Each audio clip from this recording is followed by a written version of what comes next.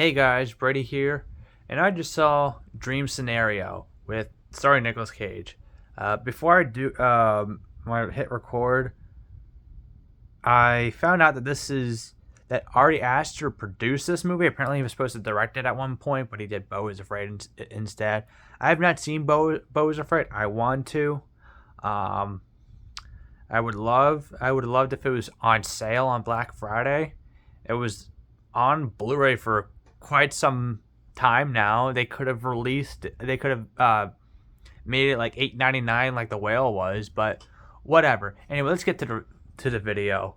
Um, so Dream Scenario stars Nicolas Cage. Michael Cera has a small role in it. Tim Meadows, Dylan Baker Hall, amongst other people, but those are like the big names in the movie.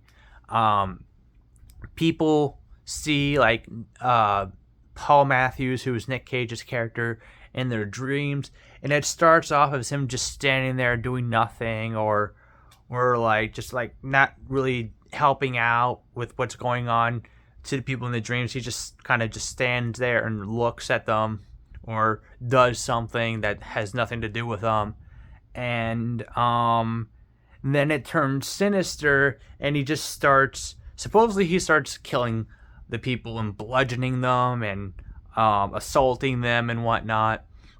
And you see the trailer for this movie, and they play it out like it's like some like surrealist dark comedy.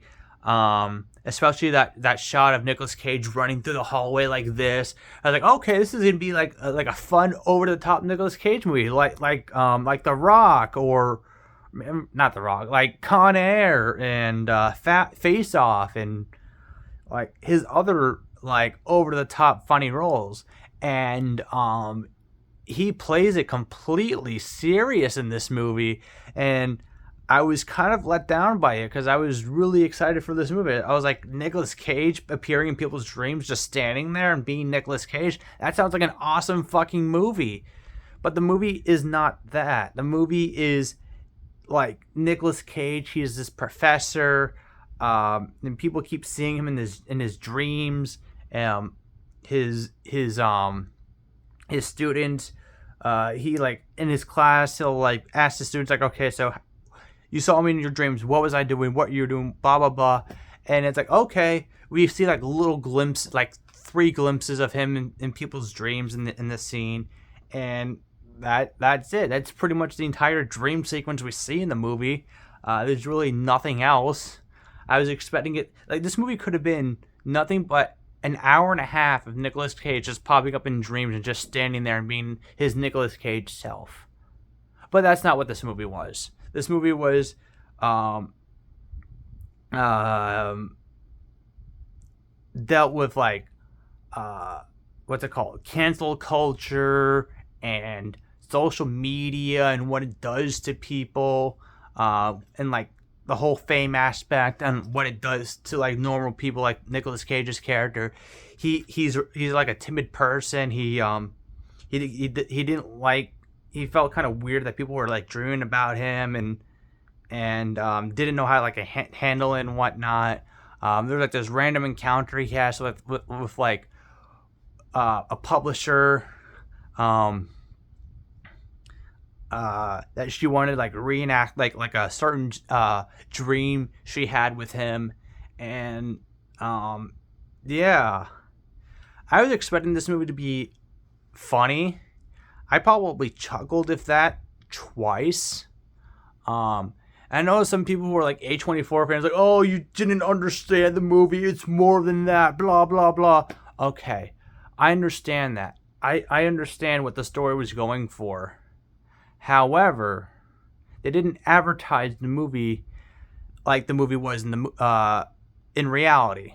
The trailer sells you on Nicolas Cage appearing in people's dreams, and it's gonna be like some over the top Nicolas Cage comedy. And what you get is Nicolas Cage playing it completely serious, and he's playing it straight, and it's just not what the movie was advertised. And I was a little let down by that, and I wanted to walk out. And I've never had that thought during a movie like where like, you know what, I want to walk out. Well, actually, no. I almost walked out of one movie, and that was Transformers 5. I literally got up and like watched the last 15 minutes of Transformers the last night on the stairs from the theater. But I was contemplating whether or not I should just walk out during this movie. And as soon as I had that thought, the movie ended, thankfully.